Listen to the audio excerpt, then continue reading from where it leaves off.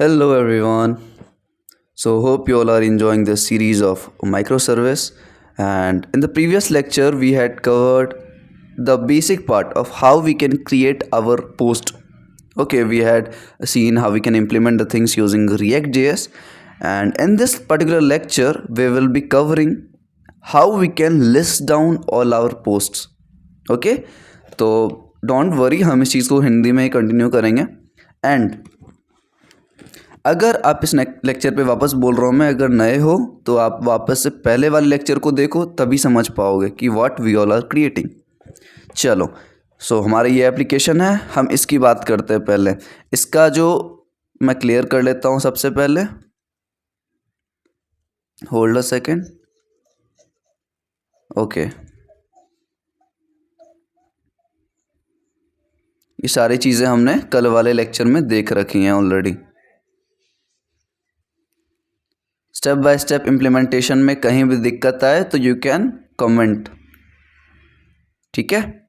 चलो, तो हमने ये वाला जो पार्ट था वो प्रीवियस लेक्चर में देखा। ओके, ये पार्ट हमारा प्रीवियस लेक्चर का था। अब in this lecture we will be creating this part, ठीक है। स्टेप बाय स्टेप देखेंगे और अच्छे से समझ आएगा सारी चीज़ें। तो इस पार्ट में मेरा क्या था कि सिर्फ आप ये इनपुट वाला फील्ड बनाओ और सबमिट करते ही ये जो सबमिट का बटन है मेरे पास, ये वाला, इसके क्लिक करते ही मैं क्या कर रहा हूँ, एक पोस्ट रिक्वेस्ट कर रहा हूँ। ध्यान से समझो इस फ्लो को। मैं पोस्ट रिक्वेस्ट कर रहा हूँ किसको? हमारे जो राउट डिफाइन कर रखा है हमने पोस्ट्स वाले, ठीक है, उस पर मैं पोस्ट मेथड से एक रिक्वेस्ट करूँगा कि भाई मुझे पोस्ट दे दो। ये सारी जो पोस्ट है ना, जो लिस्ट डाउन करनी है, वो मुझे पोस्ट करना है, ठीक है। तो हम सबसे पहले यूआई क्रिएट करेंगे इस चीज़ का। यूआई पे कैसे करना है, ये फर्स्ट प्रोसेस है यूआई पे क्रिएट करने का। सेकंड, हम रिक्वेस्ट करेंगे कौन से पोर्ट नंबर था इसका, पोस्ट वाला 4000, अगर आपको याद हो तो 4000 पे हमने पोस्ट वाला अपना सर्विस क्रिएट किया था। अब हम चाहते हैं कि जितनी भी पोस्ट मैंने क्रिएट की, यहाँ पे जब आप क्लिक करके सबमिट करोगे तो हमारा पोस्ट क्रिएट हो जाएगा। 201 आ रहा था, ठीक है। तो जितनी भी पोस्ट होगी मैं चाहता हूँ उसको रिट्रीव करूँ, ठीक है। एंड उस पर एक मैप फंक्शन लगा के, जो कि जावास्क्रिप्ट का एक बहुत अच्छा फंक्शन है, मैप मेथड, उसको लगा के मैं क्या करूँगा, जितनी भी पोस्ट हैं मैं उसको डिस्प्ले करवा लूँगा। मैं उसको डिस्प्ले करवाऊँगा कहाँ पे, इस पोजीशन पे, ठीक है, जो हमारा यूआई रहेगा, ठीक है। इतना समझ आया फ्लो? हम इस लेक्चर में ये परफॉर्म करने वाले हैं। अब चलते हैं हम अपने कोड के तरफ, एंड कोड से आपको देख के समझ आ जाएगा कि yes, we can create this very easily. Remember John Weasley? याद है क्या, कौन थे वो? चलो छोड़ो। तो पोस्ट क्रिएट वाला हमने कर लिया, app.js। हाँ, अब यहाँ से मैं थोड़ा क्लोज कर लूँ सारी चीज़ों को। आपको खोलना है क्लाइंट आपको खोल के रन करना है। एक बार आपको खोल के क्लाइंट रन करना है। मेरा ऑलरेडी रनिंग फेज में है, ठीक है। क्लाइंट वाला, क्लाइंट कौन से पोर्ट पे चल रहा है? 3000। अब मैं 3000 खोलता हूँ, 3000 मैं खोलता हूँ। एंड जब मैं इसको रिफ़्रेश करता हूँ तो कल वाला अगर आपने लेक्चर देखा होगा तो ऐसा इंटरफेस नहीं था मेरा। मैंने यूआई में चेंजेस किए, मैंने सीएसएस में चेंजेस किए हैं, ठीक है। मैंने ऑलरेडी बोल रखा है कि लॉजिक आप लॉजिक मैं बताऊंगा, आप सीएसएस का पार्ट देख लो, क्योंकि इंटरेक्टिव भी तो लगना चाहिए। नेटवर्क एरर दे रहा है क्योंकि हमारा पोर्ट स्टार्ट नहीं है, बिल्कुल सही, ठीक है। तो सबसे पहले हमारा ये रनिंग है 3000, और क्योंकि वो पोस्ट से रिक्वेस्ट नहीं कर सकता अभी कुछ, इसलिए नेटवर्क एरर दे रहा है हमें। चलो ठीक है। अब यहाँ पे हम क्या कर रहे हैं, सबसे पहला काम आपका क्लाइंट में आओ, एसआरसी में आओ। आप पोस्ट क्रिएट वाला हमारा कल वाले लेक्चर का पार्ट था। आज के लेक्चर में हम पोस्ट लिस्ट देखेंगे कि पोस्ट क्रिएट तो हमने अपर फेज में कर लिया, अब उसके नीचे हमें पोस्ट एक एक करके लिस्ट डाउन करनी है। इतना समझ आ गया? ठीक है। तो पोस्ट लिस्ट नाम से मैं एक फाइल क्रिएट करूँगा, ओके। एंड इस फाइल में अभी क्या करना है वो मैं समझा रहा हूँ, इसको अभी देखना नहीं है, मैं एक एक करके समझाऊंगा। ठीक है, ठीक है। तो सबसे पहले पोस्ट लिस्ट वाला फाइल क्रिएट करो, यहाँ से उसको एक्सपोर्ट करो डिफ़ॉल्ट वे में, एक फैट एरो फंक्शन लो, उसको डिफ़ॉल्ट करो एक्सपोर्ट, एंड यहाँ पे उसको इंजेक्ट करो, कंपोजिशन करवाओ पोस्ट लिस्ट को। इतना काम हो गया। अब हम क्रिएट करने वाले हैं post list. Okay, post list में मैंने 3 फेजेस बताई थी। पहला कि हमारा यूआई पे जो CSS वगैरह है, यहाँ पे जो CSS वगैरह है वो आप ठीक कर लेना थोड़ा सा, ये फर्स्ट स्टेप है। सेकंड ये है कि हमें फेच रिक्वेस्ट करना है। कहाँ से? ये पोस्ट लिस्ट वाला जो अभी हमने फाइल बनाई है, कौन सा फाइल हमने बनाया अभी? हमने बनाई है अभी पोस्ट लिस्ट वाला। ठीक है, देखो यहाँ हमने बनाई है पोस्ट लिस्ट नाम से। ठीक है, अब इस फाइल के थ्रू मैं क्या करूँगा, मैं फेच करूँगा ऑल पोस्ट फेच करने के बाद मैं इस पोजीशन पे सबको रेंडर करवा दूंगा। बस इतना ही समझना है हमें। ओके, किधर गया? चलो, तो पोस्ट लिस्ट पे काम किया जाए, आ जाओ। सबसे पहले पहला सब क्या था, आपने यूआई को सुधार लेना अपने हिसाब से। मैंने भी इस चीज़ को CSS में खुद से ही किया है। एंड अब क्रिएट करते हैं पोस्ट लिस्ट। तो पोस्ट लिस्ट में सबसे पहले आप ये इंपोर्ट वगैरह करो, react use state use effect. देखेंगे हम यूज इफेक्ट और यूज स्टेट का क्यों काम में ले रहे हैं। सेकेंड चीज़, हमें अगर API रिक्वेस्ट करनी है, हमें डिफरेंट पोर्ट से कुछ डेटा लाना है, तो हमें एक्सियोस के थ्रू उसको फेच कर सकते हैं अपने डेटा को। ठीक है, इतना काम हो गया। थर्ड चीज़, आप यहाँ क्या करोगे, एक फंक्शन ले रहे हो। ठीक है, फंक्शन ले रहे हो। फंक्शन कहाँ तक है भाई मेरा? यहाँ तक, ये, और रिटर्न इसके बाद है। रिटर्न में आप क्या करोगे, देखो रिटर्न में आप बस यहाँ पे पोस्ट लिखोगे। देखो यहाँ पे आपको H1 दिख रहा है, ये कौन सी स्टाइलिंग मैंने यूज़ की है, एक H1 लिया है, उसके अंदर मैंने इनलाइन स्टाइलिंग यूज़ किया है। ओके, स्टाइलिंग आपके ऊपर है, आप डिसाइड कर लो कैसे देना है। यहाँ पे पोस्ट मैं लिख रहा हूँ H1 के अंदर। एंड सेकेंड चीज़ मैं क्या करवा रहा हूँ, रिटर्न एक रेंडर्ड पोस्ट नाम से मेरा कुछ है। ठीक है, रेंडर पोस्ट नाम से मेरा एक डिफाइंड है। ओके, अब रेंडर्ड पोस्ट कहाँ मैंने डिफाइन कर रखा है, इसके जस्ट ऊपर, रिटर्न से जस्ट ऊपर। रेंडर्ड पोस्ट को समझने से पहले हम ऊपर से चलते हैं। मैंने क्या किया, मैंने सबसे पहले एक पोस्ट नाम का वेरिएबल क्रिएट किया, और ये सेट पोस्ट नाम का एक फंक्शन है मेरे पास, और यूज स्टेट में उसको एक एम्प्टी ऑब्जेक्ट से डिक्लेयर कर रहा हूँ। कैसे डिक्लेयर करना है, एक एम्प्टी ऑब्जेक्ट से। इनिशियल वैल्यू में क्या है, एक empty object. Okay, second process हम क्या करेंगे, हम अपने डेटा को फेच करेंगे। क्या करना है, फेच करना है। तो कॉन्स्ट फेच पोस्ट नाम से is equal to async await. Async await वापस पता है आपको जावास्क्रिप्ट का है। ठीक है, प्रॉमिस को हैंडल करने के लिए होता है, प्रॉमिस ऑब्जेक्ट को। And const response is equal to await axios dot get. अब यहाँ पे हम गेट कर रहे हैं, क्या कर रहे हैं, सारे पोस्ट को रिट्रीव कर रहे हैं। यहाँ पे अगर मैं कमेंट करके बताऊं तो we are returning an object with, अच्छा, we are retrieving data from server and storing in the state.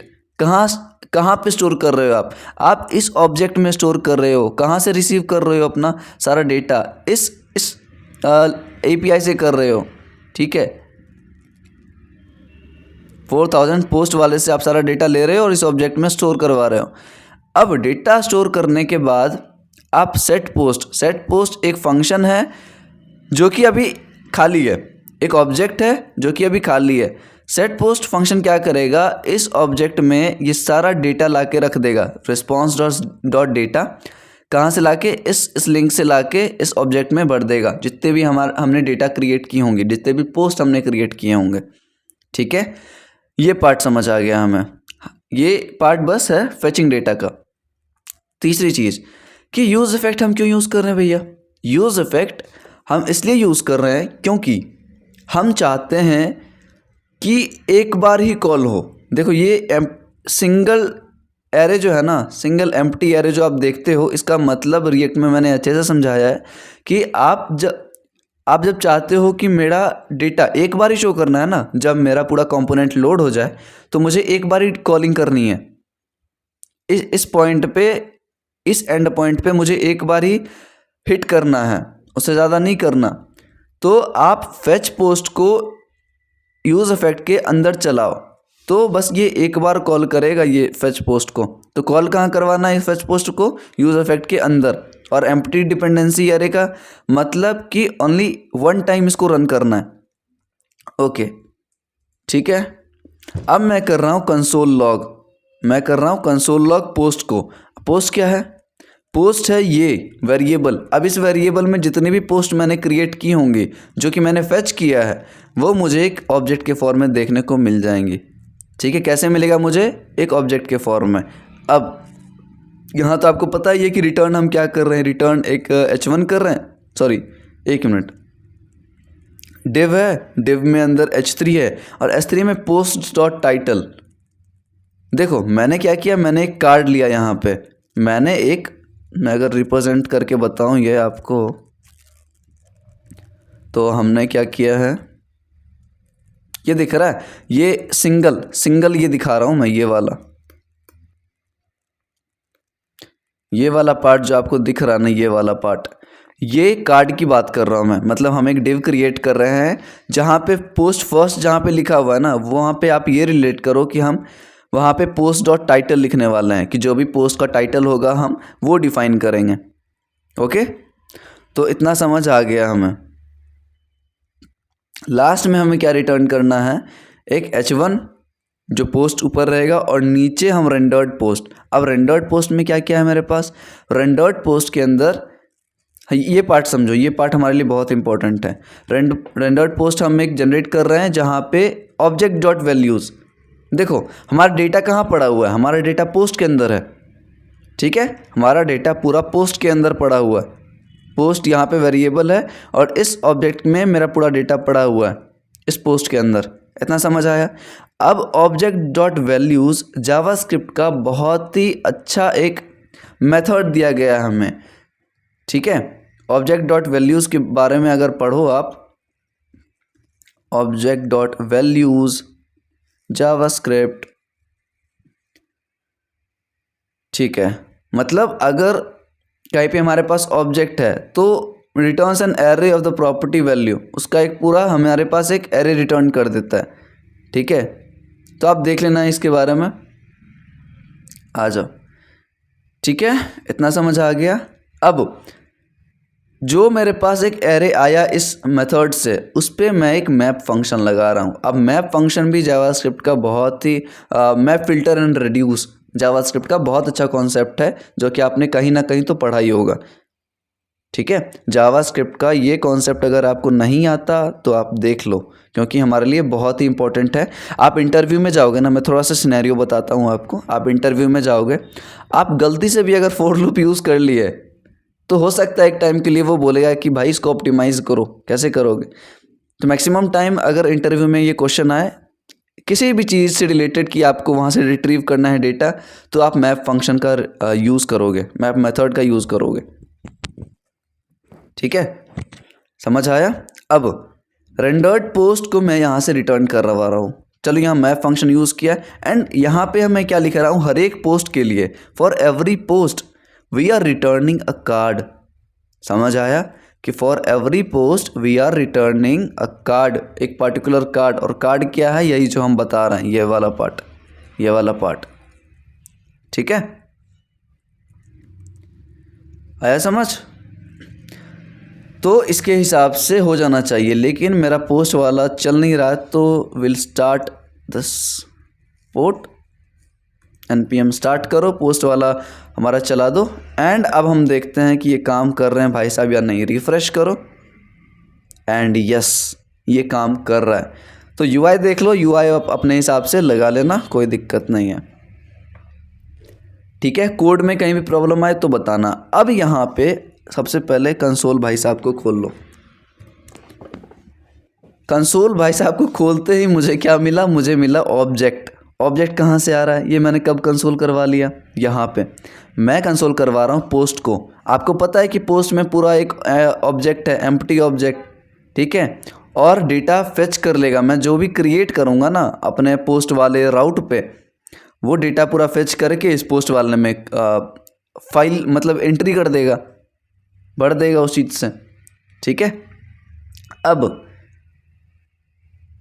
देखो ये एम्प्टी ऑब्जेक्ट दिखा रहा है, सारे एम्प्टी ऑब्जेक्ट दिखा रहे हैं अभी, लेकिन जब मैं यहाँ पे लिख रहा हूँ माय फर्स्ट, और चलो कुछ भी लिखते हैं,